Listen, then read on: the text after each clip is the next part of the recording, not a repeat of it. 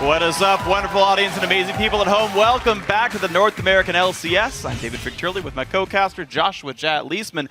And by the laws of salvage laid down in old maritime law, we are taking command of the caster desk for our last 2 games of the day. If I'm familiar with my old maritime law, it said you could not cast 4 games in a row.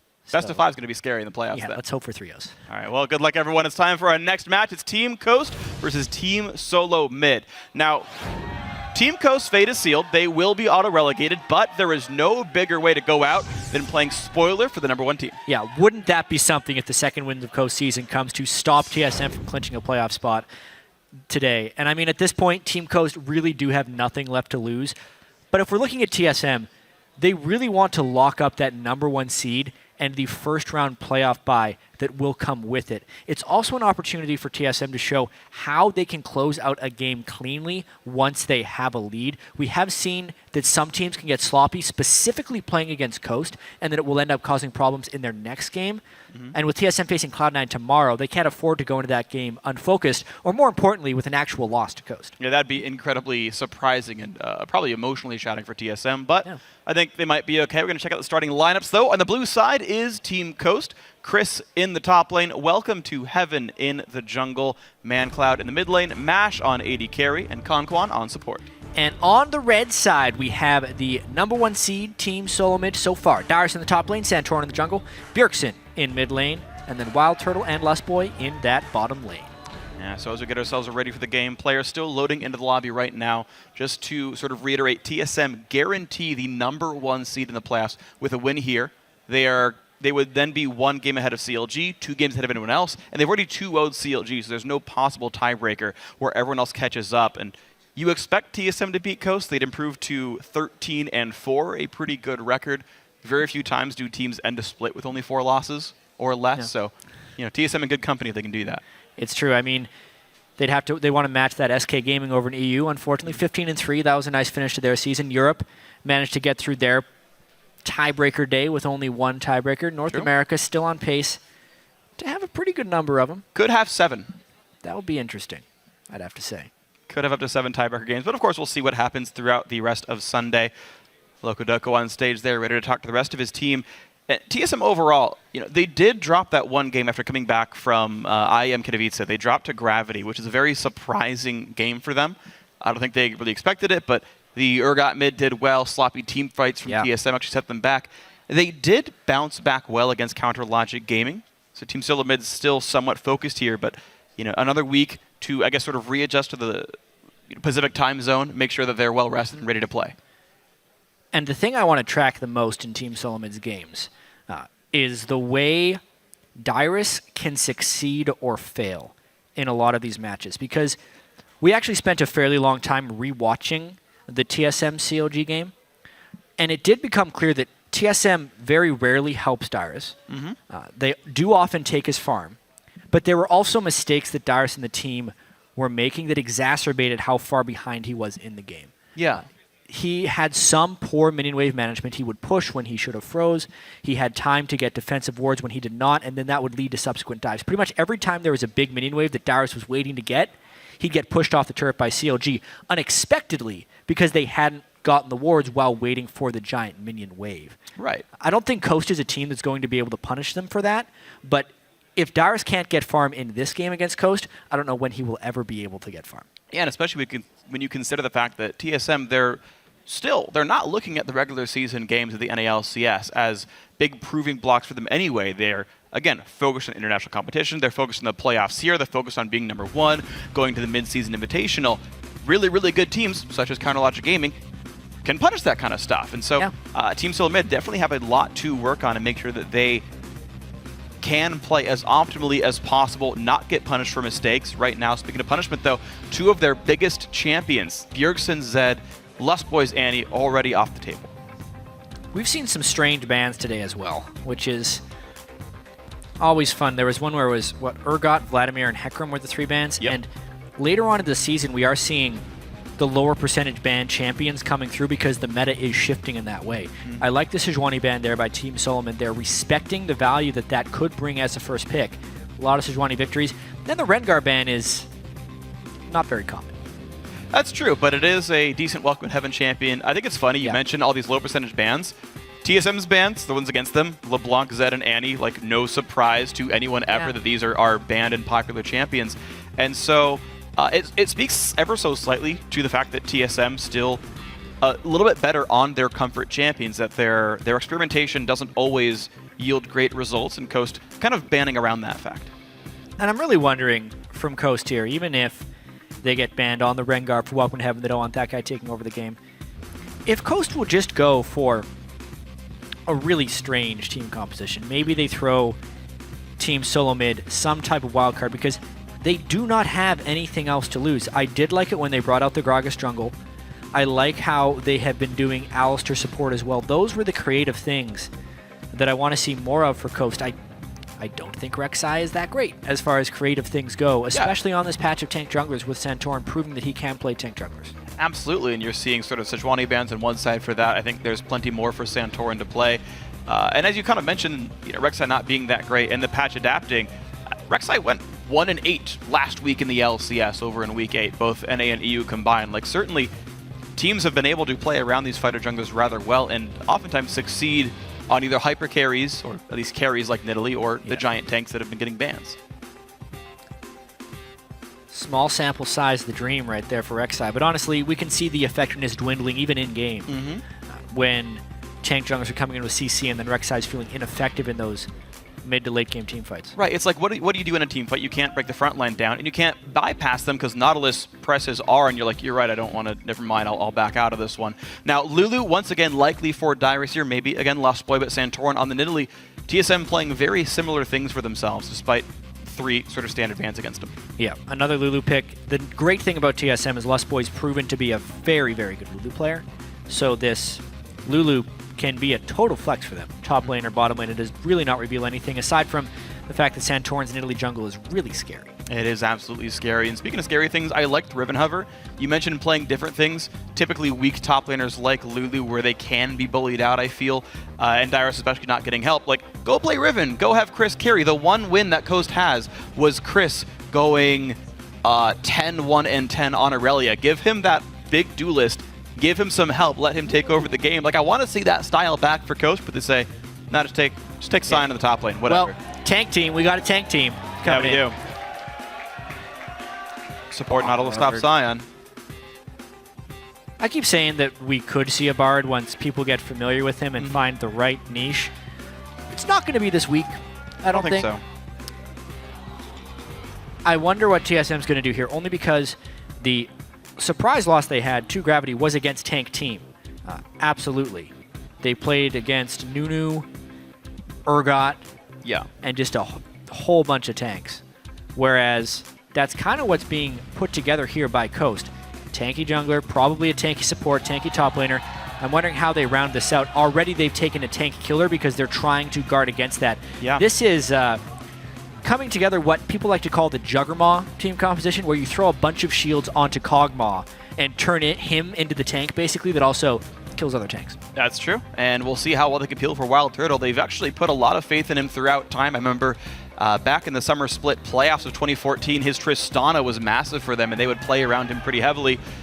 Team Coast actually going to be playing around Mash quite a bit as well. It's a basically double threat composition here. ManCloud on Cassiopeia, Mash on Twitch, a front line there to be disruptive, and then ludicrous amounts of damage from the back line here. So very explosive team composition here. Yeah, they really just decided to pick a whole bunch of AoE damage, which I really like this draft from Coast, to be completely honest. Yeah, I do too. Mainly, TSM is putting together that death ball with Kog'Maw that is actually a bunch of fairly squishy, kitey targets that are a ball, most importantly. So what Coast did with their last 2 picks, they take the 80 carry that can shoot through people and hit everyone at once, and the mid laner that has the highest sustained damage in a team fight. Yeah. Meaning if they do get death balled on, they might have a counter. Yeah, you press R on Cassiopeia and suddenly everyone dies. Just like, look at the area of that crowd control from Coast here, by the way. Most of these champions, not very mobile. You've got, like, a move block total. Bjergsen, though. Is he? Yeah, Bjergsen's going to play some Urgot here, or maybe mid lane Kog'Maw.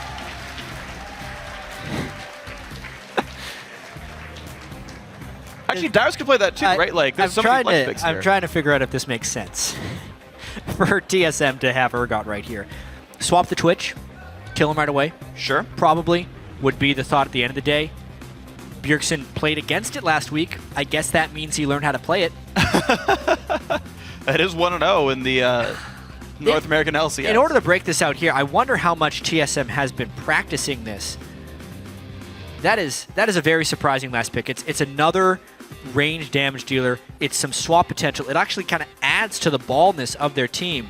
But if there was one of those squishy guys, they can pull them in and then maybe take the tank line down that way. That's not what I expected. No. From the last pick. No, not at all. Not from me. I was like, oh, maybe Orianna Bjergsen's good at the champion, but not the case whatsoever. So, two big backline damage dealers for Coast, Cassiopeia and Twitch. TSM, they've got themselves an Urgot in the mid lane, and then a big beefy Kog'Maw still with a Lulu and a Janna to buff him up, and even Nidalee as well. So you figure maybe you don't need another support in the mid lane. Maybe Urgot's going to have this weird X factor. Yeah. It's going to be fun to see. We're seeing it come up all over the world now. There's actually one loss, I think, in the competitive scene, and that happened last night in the LCK. It's been being played as AD carry and as mid laner. Yeah. We'll get into why we think that's a big pick once we get into the game. You know, either way, getting ourselves into the game is time to show the team some love. Send your game predictions to @LOL Esports, either the hashtag CST win or hashtag TSM win, to let us know who you think is going to take this game down. Yeah, I mean, obviously the giant favorites are Team Solomid here, and I really love the interaction of the team composition in this game, even if it's first place versus last place. Yeah, well, Bjergsen's got himself some Urgot, so coming into this game, we did talk to Mash about TSM and who he fears the most on the team.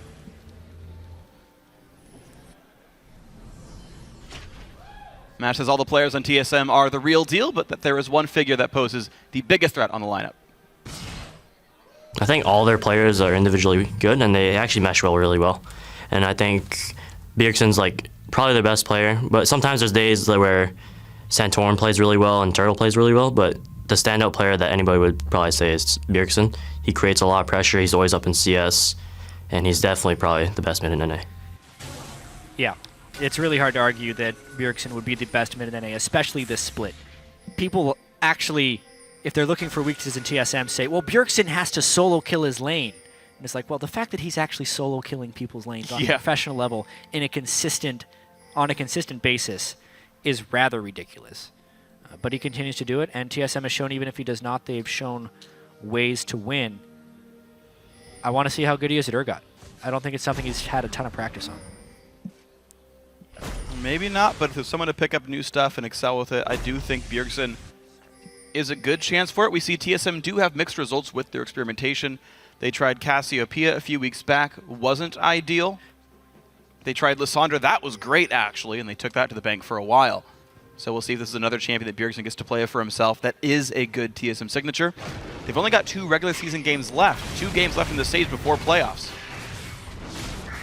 Yeah. So much of that. And now the cheese gank from Twitch level. And this is actually a very common strategy in lane swaps with Twitch, is to get that gank in mid lane early. And it burns a flash. Very surprised that Mash decided to exhaust him, though. That's strange. No, they nearly got the kill. ManCloud ghosted. Twitch's poison works with Twin Fang. ManCloud started E and tried to run him down. It forced a flash. And now ManCloud is facing a flashless, immobile mid laner with a Rek'Sai who can flash on Burrow to kill Bjergsen. Yeah, I mean, I feel think it's worth it. I feel like they would have burned the flash just with the Twitch Twin Fang, and now Mash would be somewhat defenseless. But if they're going into a lane swap against Darius anyway, they could care less about the exhaust. So yeah, that's a great start to the lane swap, and it does catch TSM a little bit unawares. It used to be an old school strategy with the lane swaps of Twitch. But they pull it out here. This is a fight already. Here's Last Boy, no ghost. They might have on the other flash.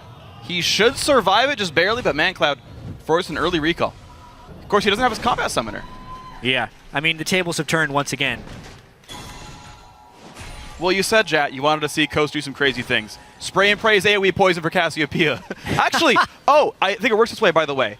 The way Cassiopeia's passive is worded, she gets a stack on her passive for every second an enemy champion is poisoned. Not that she is poisoned. Check it right now. That an enemy champion is poisoned. It's by poisoning enemy champions, is the wording. Almost. We'll have to check. I've heard people say different things about it. Yeah. Either way, we'll have to track how quickly ManCloud can get to maximum 500 stacks on Cassiopeia to get that huge bonus of ability power.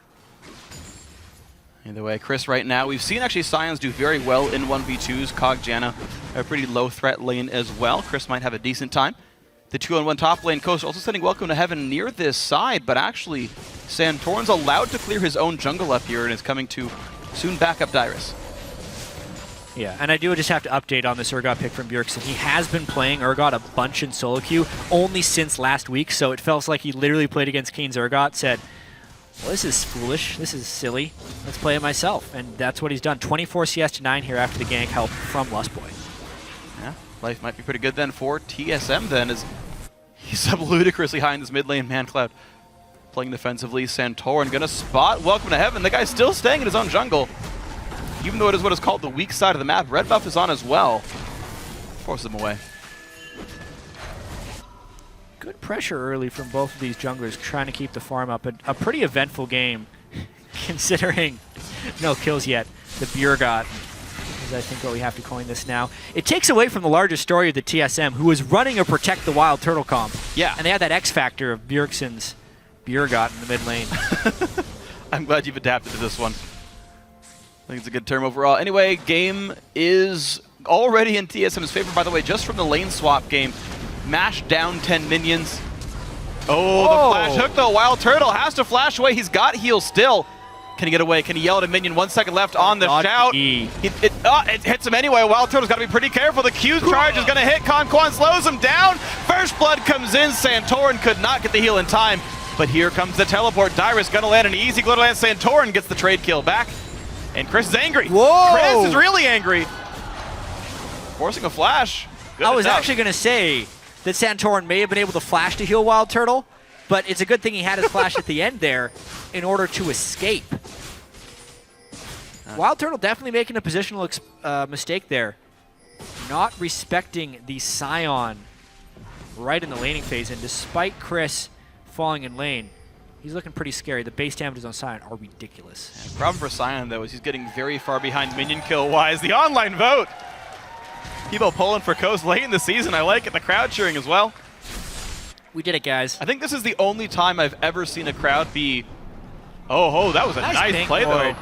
But can he get out of the range of pink ward while still being stealth? Ah, he's fine. Yeah, because the stealth It's Janna. covered that much distance, and it's Jan. I think this is the only time, like, in league history, the team has been more for the team that wasn't TSM. Like, literally ever. There's been those CLG games where it's pretty close. But are there really more CLG fans than TSM fans? You're trying on dangerous territory right here, Free. I am, but I abstained. that's totally fair. Well, we'll see, though, in this game. Coast nursing a small deficit. They did get the first blood for themselves on that protected Kog'Maw, so you think that might be nice for them. But Dyrus is getting farm. We talked about what he can do with that, and so far, a 1v1 against Chris. He's a level up. He's 30 minions up. That's fine. Definitely fine. And, I mean, we talked about this game. I wanted to track Dyrus and whether or not he'd be able to get farm here. His one teleport goes down and gets him an assist. They swap back and actually leave him in a lane while he can farm. And he has hit level 6 before the opposing top laner, which is quite rare in a TSM game. Dyrus actually in a good spot here. Very high farm as far as top lane is considered, especially in lane swap. He's out-CSing his own AD carry. Yeah. The enemy AD carry. And the enemy, he's out-CSing the entire enemy team. Let's be real on that one. I blame Wild Turtle for that one. That's fair. And Mash spent the early game ganking. But you're right, it's still something that's very rare. Now it's just a matter of if you can deal with all this base damage from Scion. All right, now, looks like Chris is all about that base damage. And Really? Yeah, he is. Yeah. Sion's always all about that base damage. And ManCloud just sitting there farming his way in the mid lane. I wouldn't have done anything if he didn't look over. But either way, though, Welcome to Heaven in the silence. Gonna find Wild Turtle, who is flashless. The flash engage, exhaust is on. Another kill comes through. The true damage. Mash gonna spam some taunts. Yeah, he's fine. Interesting All as well. thing, when you build a Protect the Kog'Maw team composition, you kind of want the Kog'Maw to be doing well. Yep. Wild Turtle is not getting CS right now, so even with the protection, it's going to really delay when TSM can hit their power spikes. Smack him in the face. This is so good. He won that trade for sure. Anchor greater than wind. Can you really call it a trade if you don't take damage? He won that fight. The steal, Larson. Pushed Lustboy around. Yeah, we had a term for this last week. I think Aiden and I talked about it on Challenger, but I've forgotten since then. I think it was Want both that Alan. period of dealing damage to the opponent with no repercussions. Yeah. Now Bjergsen gets himself the first blue buff, 850 into the game. He's got Tier and a Flask, so plenty of sustain. You expect ManCloud not to have easy trades against him. Blue buff Cassio also able to farm and spam pretty easily. It seems to be Twitch Poison is not affecting Cassio from what I can tell, but I guess I was just wrong all along. Someone told me it was in solo queue. It's like, oh yeah, Teemo makes like Cassio super strong. You just give her Is it stacks. supposed to be like you're in your lane, just giving Cassiopeia stacks? Yeah, you just get stacks like for the Teemo fighting someone. Doesn't look like it's happening. I don't think You so. have been lied to. Yeah, apparently. Never trust a Teemo. That's actually valid advice. Yeah. I'll give you that one. All right, I think the big thing for TSM here, even though they are winning the laning phase, mainly off of Bjergsen's Urgot, who is crushing ManCloud. Oh, wow, yeah. In CS. The big thing that TSM needs to make sure to do in order to keep control of this game is to not let Wild Turtle die again. They need to give him a safe place to farm, which in theory should be in the 2v2 lane against Twitch. Twitch should not win lane against Kog'Maw in any sense of the word. But currently, Mash is up about 100 gold. It'll just depend on the ward and gank pressure or how well Conquan can get initiations for Twitch to open up on. And overall, gank pressure's been nice. We'll see what else these guys can do here. The road to level 6 will be there first for Conquan before Lustboy, I believe, and that could be very scary. Coast position themselves onto Dragon, and a blue buff tier, the Goddess Cassio, will not lose too much mana, or at least can replenish it on the road back. So Chris's base damages looks like no trouble down in the bottom lane, going to take down Dragon for themselves. Coast get their first global objective of the game. And a little strange considering that they had actually lane swapped back, that was such an easy objective for Coast to take. Yeah. With Bjergsen's supremacy in the mid lane, theoretically TSM should have control of that side of the map just based on their solo lane advantages. Both mid lane, both of their solo laners are on that side of the map and winning the lane. Yeah. But they just did not have ward coverage in the Dragon area, and it was an easy Dragon for Coast to take. Not the cleanest play there by TSM. Yeah, just mostly a push lead from Sion. I guess something that Dyrus has to respect until he gets Morellonomicon completed. Just doesn't one-shot the wave fast enough for a Sion queue. And that was my guess on how that one happened. ManCloud again looks for a trade here. Gets a decent amount of poison damage down. But be careful, Urgot walking into Fog of War is a scary place to go. Swap you right into the fog yourself. Yep. Does not have eyes on Nidalee either. And if we're looking at this lane in terms of mana, ManCloud is far behind here.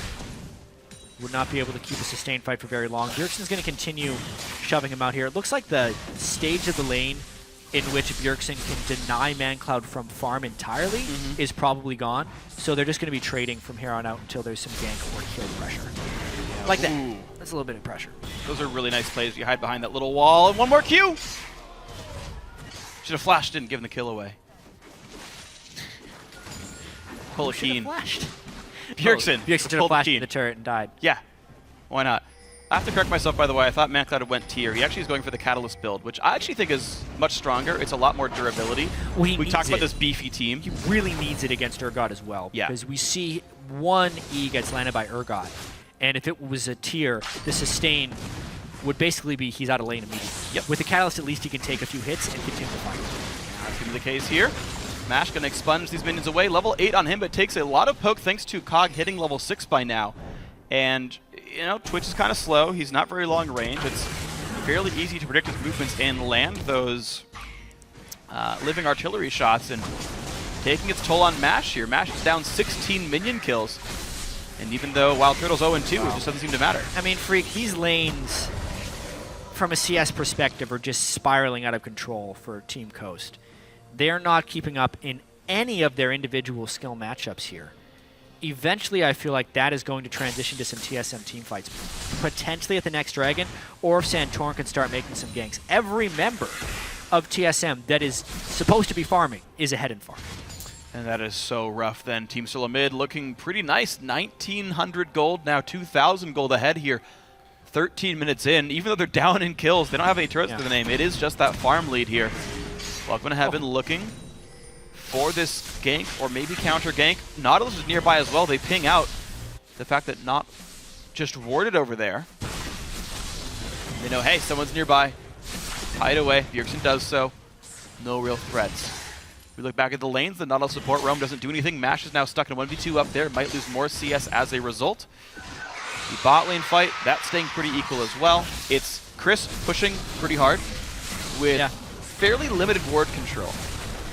He has, but Bjergsen's attention's elsewhere, as usual. He wants to try to get either Bjergsen or Wild Turtle going, because Lulu having a successful laning phase or getting a few kills is not core to the success of this Team Solo mid-team competition. It's getting Wild Turtle kills and getting turrets that way. As long as Dyrus is trading or better, there's no reason for TSM to go there. I like the thing that Santorin is doing right now, and Italy pushing top.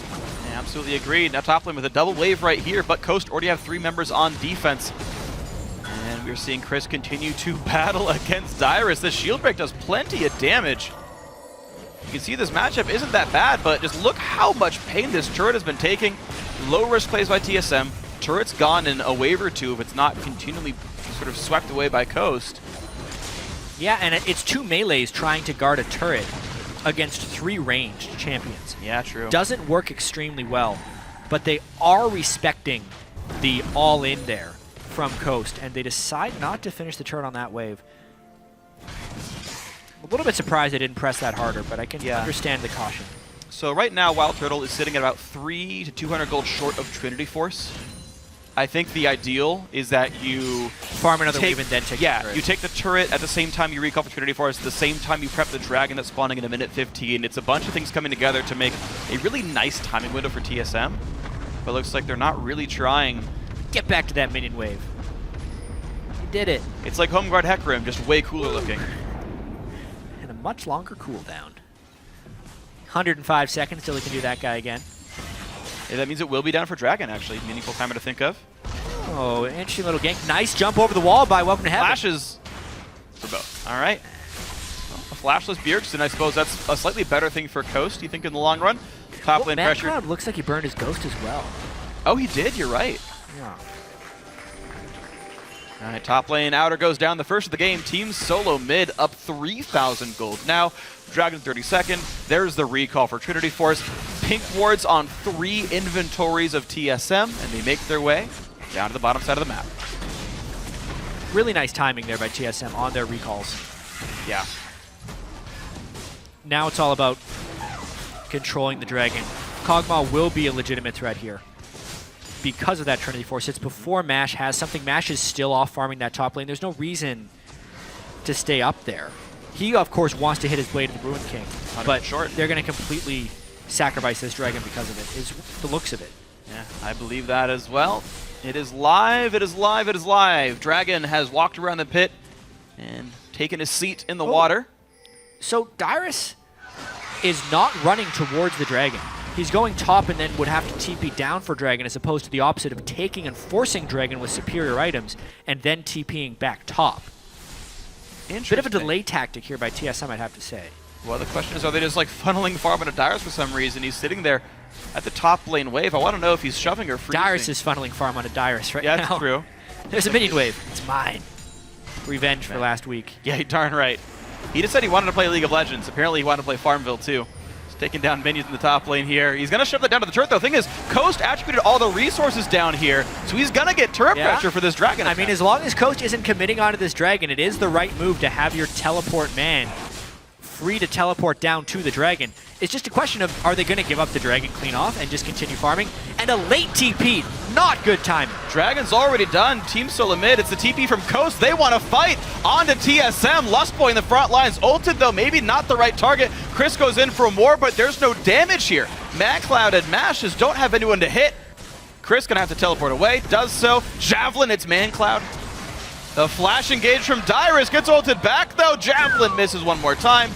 Out goes Coast, but they're losing health bars here. They might have to lose bottom outer. Yeah, I feel like TSM will still win this game because of their growing gold advantage and farm in every wave, but that was not clean play by TSM in the slightest. The teleport, not during the time of the dragon, also not in a position to create a team fight against Coast. They're getting turrets afterwards, they're extending their gold lead, but not getting 2 dragons is concerning for TSM. It is concerning, but Team Solo mid happy to keep pushing with the rest of their objectives. If they don't value dragons, then maybe who cares? But just when you always push in, they don't push for tier 2. Mid lane outer didn't die either. Ooh.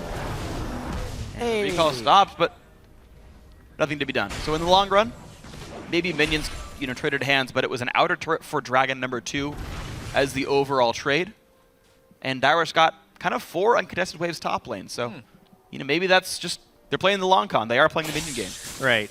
I would have agreed with the play from TSM if Dyrus continued to push the lane, forced to teleport for Chris and conceded the dragon. But they ended up trading teleports for nothing because they ended up trading teleports and Coastal winning off the dragon. No kills. I guess they got the turret afterwards, which will add more to their gold lead. Bjergsen still has a huge lead on Bjergot, and Wild Turtle will still be sitting on that Trinity Force. It's not the end of the world for TSM. They have a 4,000 gold lead, but as a 12-4 first place team against a team on a 14-game losing streak, the longest in the history of the LCS, TSM should not be giving up 2 dragons. I tend to agree here, but it seems that's the way TSM wants to play the game. And I know we talked about drag. Hold on, though. Top lane. Dyrus. He's fast. Knocks them both up, but it's a big mallet to the ground. Dyrus down to 1,000 health. Chris dives the turret. But do they really have the damage? The answer might be yes. Nope, it's no. Yeah, they ended up burning a lot. Dyrus taking it. Level 2 ultimate on Lulu.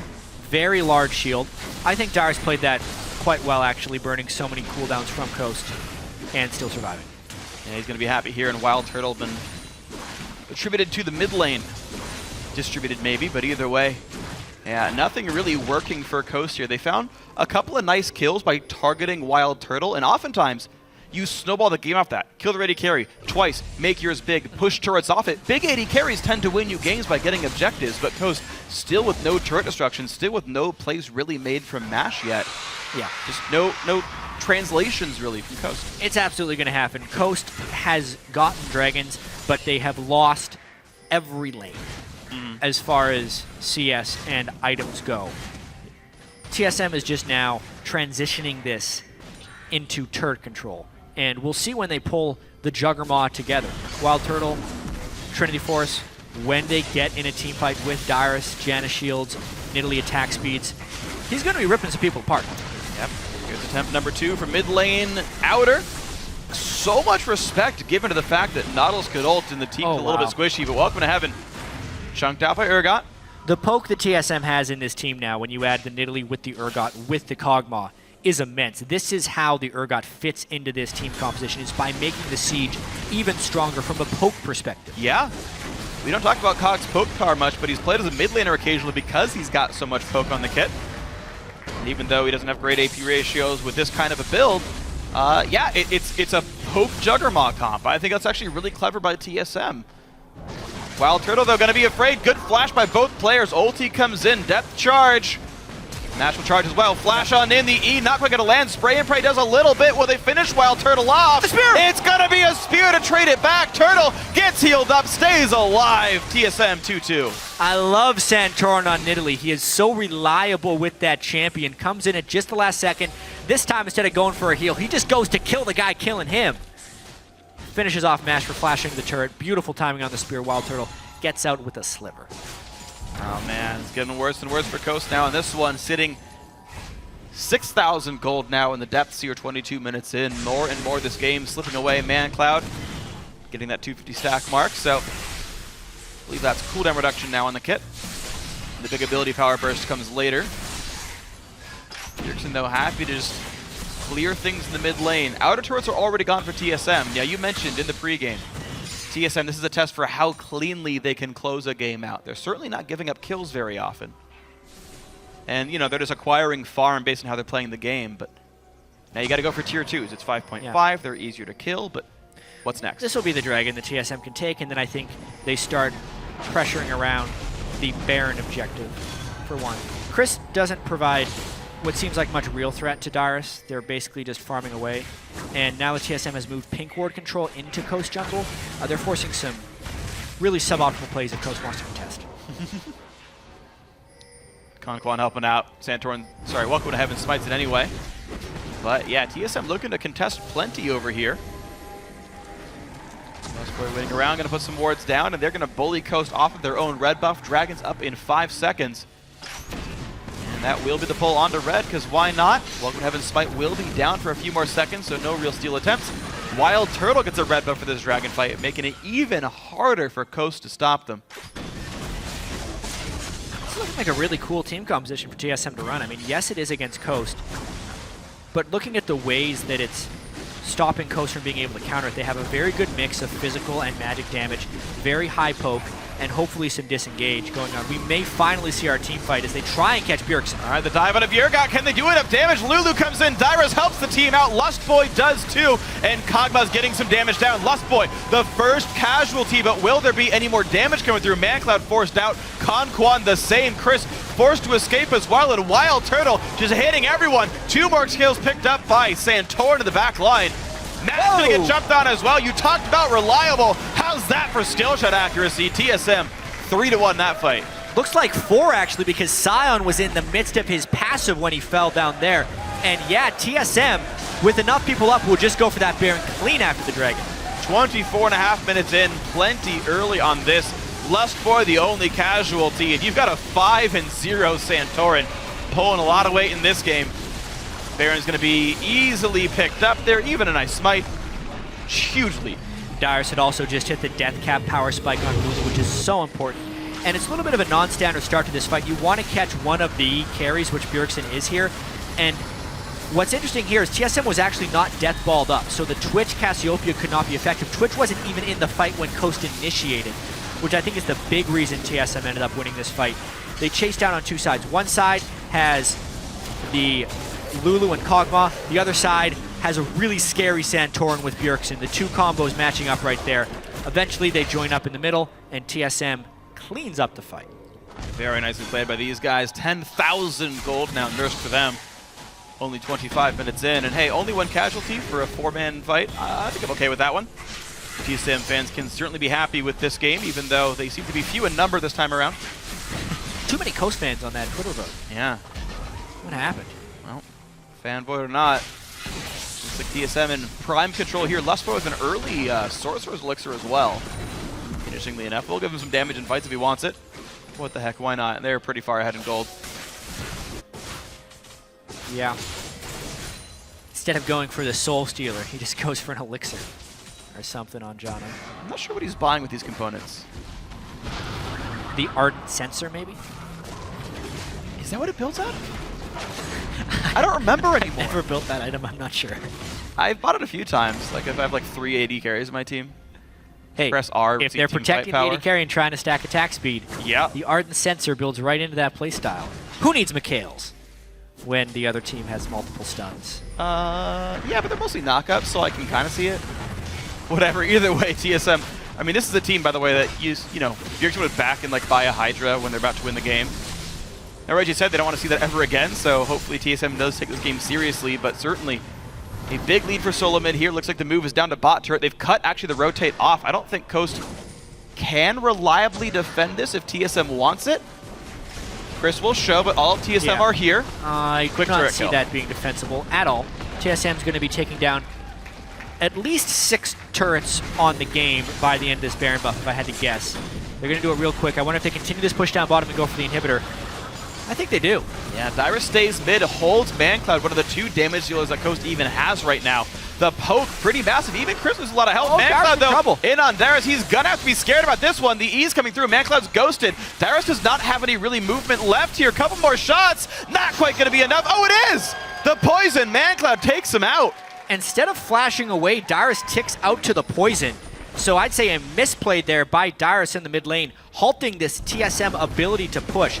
They're going to try to continue with these Baron minions who just ran out to try and finish off that turret. I think they'll get it. Yeah, they are going to get it. So turret number 5 is Baron times out here. Dyrus, the only casualty of the extended fight, but 2 structures, I guess that counts as well. Solo mid now 2 minutes till Dragon. Baron, I guess, respawns in 4. And they have to think now what's next for them in terms of map control. I think it's Dragon right now.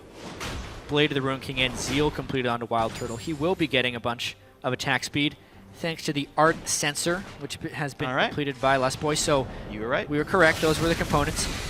It's 25% attack speed for 6 seconds when Lustboy heals or shields another unit. So quite easy for him to apply that to Wild Turtle since he should be Janna shielding Wild Turtle anyway. You add that 25% to the large amount of attack speed Nidalee can give, and then the on-hit damage that Pix and the Janus shield also offer, it becomes an incredibly scary Kog'Maw. It absolutely does. And Wild Turtle, you know, slow start to the game, was picked on pretty heavily by Coast, to Coast's credit. They definitely chose the right lanes to gank and the right place to pressure, but Turtle has recovered from that. TSM looking pretty well in control in the mid-game. Dragon up in 45 seconds. TSM go in for the war control. Still wards in the inventory of Santorin. Yeah.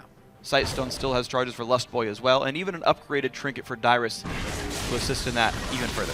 Bjergsen's at a really high point of damage as well, got full armor penetration.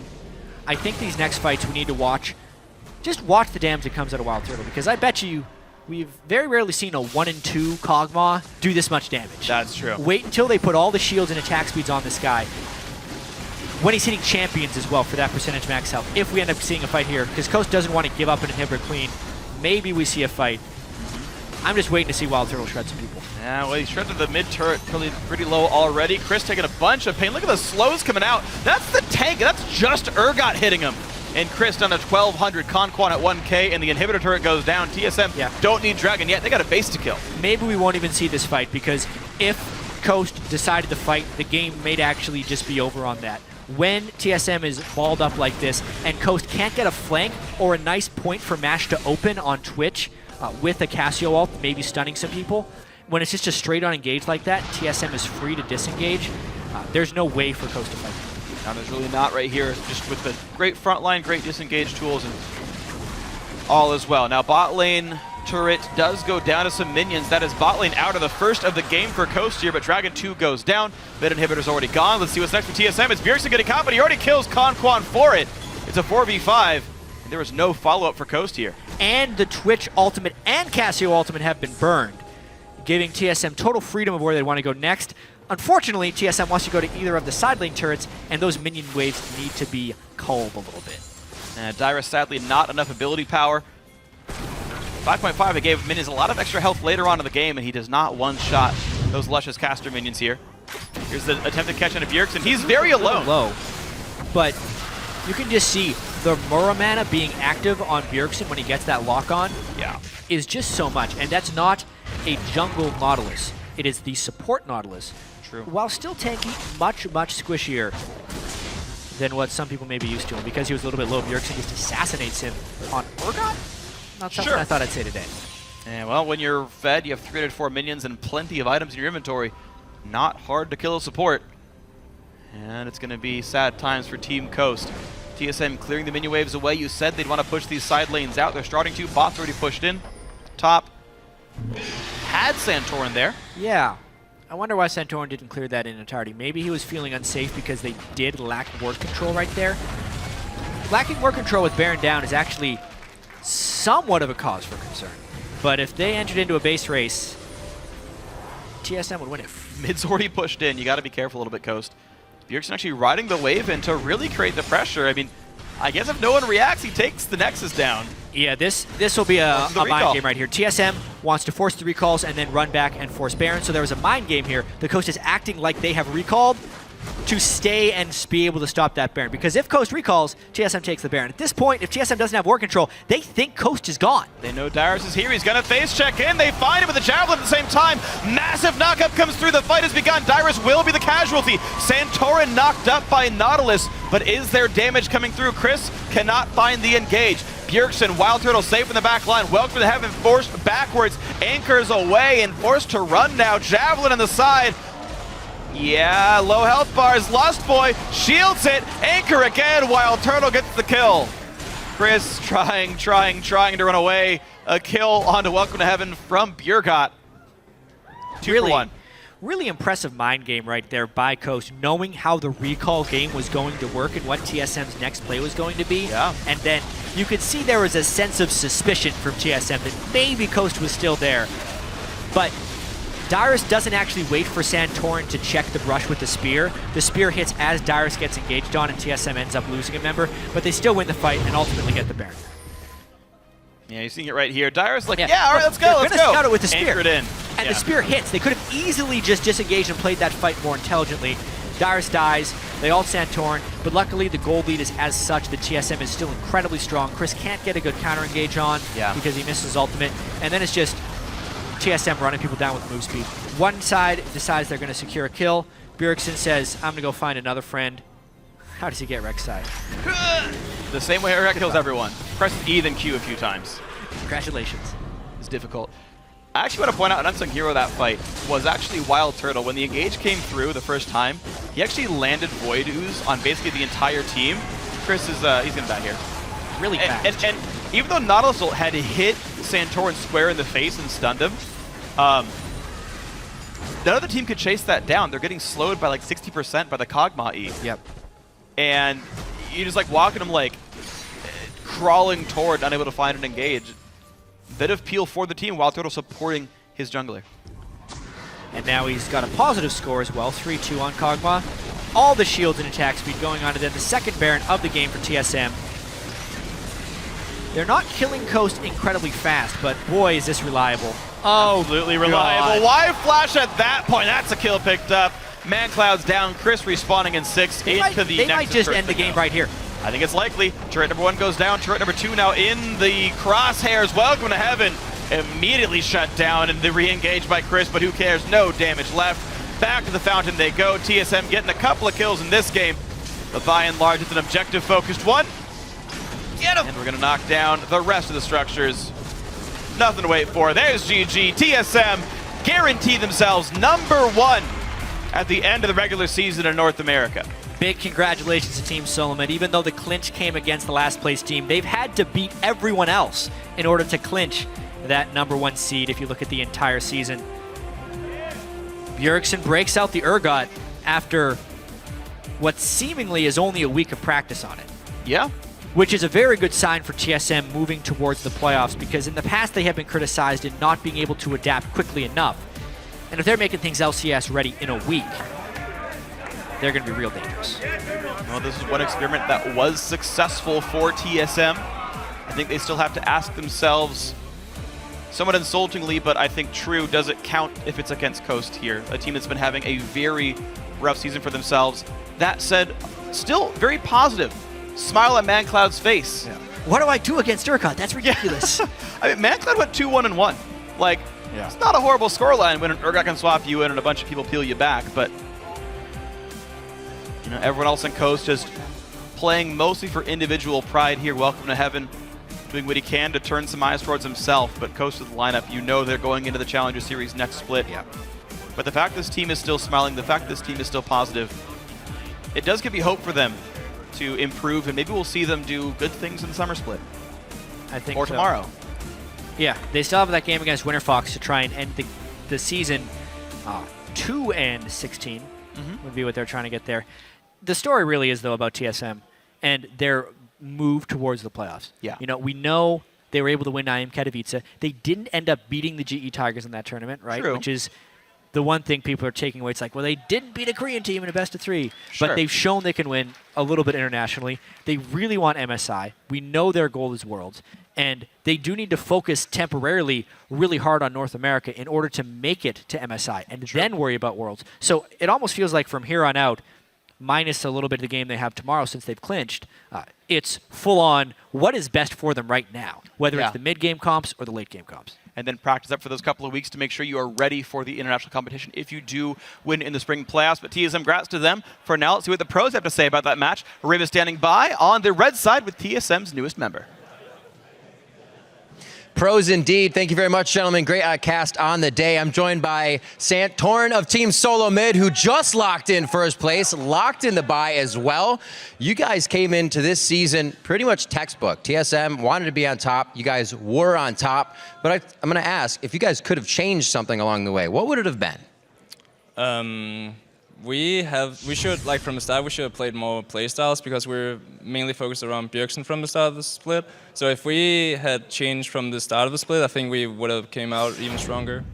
And that kind of leads to today. Obviously, playing against Coast, it seems like you guys are definitely having fun with your picks. But are those picks that are actually going to come out in Team Solo's mid composition? I think we had a really strong pick and ban phase because we knew that we outskilled them eventually. We just had to get through the early game. And we could have played the early game way better than we did, but I still feel like the second we got to mid game, we would just win. All right, you guys, obviously, 2 more questions for you. Have first place locked down, but Cloud9 is still tomorrow. What are you thinking about that game, and how's a strong finish going to come out? We really want to beat Cloud9 tomorrow because then we both 2-0 CLG and C9, so that would be like a really huge thing for us because then we have beat like the most strong teams in my opinion. So we're going to take the match as serious as an aerial game even though we already locked down our first place. All right, and final question. With this bye now, what are you guys going to use that time to do during the bye since you get a little bit of a break here? We're just going to do the same thing as usual, just scrim every day and watch replays and of course like watch the other playoff games so we know how they're going to play and what picks they've adapted to. So we're just going to do the usual stuff and make sure we're not slagging. Figure out a way to make picks and bans work so you can get in Italy over and over again, right? Well, congratulations, best of luck as you guys move on with that bye to the playoffs, and congrats on the #1 spot. Now we're going to throw it over to the analyst desk to break down the rest of that game. Thank you, Riv. And I have to say, if Bjergsen is going to get Champions LCS ready in a week after losing them and do things like that, then it looks like there might be no stopping them. I remember he tweeted out literally on Monday, the day after LCS last week, and he had a screenshot of a bunch of losses with Urgot, and he's just like, I don't understand. 5 days, 6 days later, he's like, I understand. He figured it out. He figured it out. As Riv mentioned, or Freak mentioned too, the clinching of first place there is obviously it's very nice. It's a nice little cherry on top of everything. They already knew they were in and things like that. And that gives them, I guess, the time to maybe, play something else, bring something else into the mix. But what I really want to touch on here is the fact that they went for this Juggernaut comp, right? Which we've seen a lot in Korea, haven't seen out here just yet, but increasingly prevalent as it is such a tank-heavy meta, and it allows you to shred tanks. Yeah. Kobe looked all of a sudden, I'm like halfway through it, Kobe was ready. It's a really important point because this is probably the strongest comp that you can have in the current meta. Yeah. So they have to have this in their repertoire if you're heading to international competition. And Turtle is a really big part of that. Now, TSM have played Protect the Hyper Carry comps before, but they always use like Tristana or Jinx. So Turtle being very comfortable on Kog'Maw I think is very important because the reason Kog'Maw is the best for one of these types of teams where you soup up a hyper carry is because he can group up way earlier than all the other hyper carries. You don't have to wait for the range levels of Tristana to go up. You don't have to build multiple items. You get one item, you get a Trinity Force, and you max your W, and now Kog'Maw's ready to go. You can group up and you start taking everything you want. Yeah, so with that, though, Irene, we see they brought in that Urgot as kind of like the supplemental damage, with being a very strong champion, right? But at the end of the day, is that, a lack of faith in Turtle's ability to do it, to be that hyper carry himself? I don't think so. I think it's just a great mid laner at this moment. I think it's being played a lot around the world. And Bjergsen was showing that, like you said, that he can practice these champions 6 days, bring them out. And also, I think Santorin was really good insurance there, too, having that AP source of damage. Kog'Maw is pretty magic damage heavy, but the fact that he's just affecting the lanes, had 100% kill participation for a large part of that game. And I do want to touch on the fact that you were like, they're putting a lot of eggs in one basket. They were up 170 CS total at 20 minutes across all lanes. That's how much they were crushing Coast across the board. So they had a lot of faith in their ability to just take it to Coast, win every lane, and then close out the game. Like Dyrus, he got the opportunity to play League of Legends that game. It felt like he put a higher priority on farming the early game than he did anything else either that game too. But yeah, I'm almost already tired of Urgot. We've only seen him for like a week, and I'm almost tired of him already. You're ready to see the counter. All over the world. Yeah, exactly. I really am looking forward to the counter because I've seen it all across the world in competitive play, seen it in solo queue. I'm tired of it already. Yeah, we'll have to see if somebody can bring out the counter to Urgot. Maybe High has it tucked away, right? Because it's not Zed. We know it's not Zed. We figure we know that much, and that's one of his big champions. Anyway, don't touch that browser because after this, we're going to go to Impulse versus Team Dignitas, who are going to look to try and continue their 5-game winning streak. We'll be right back.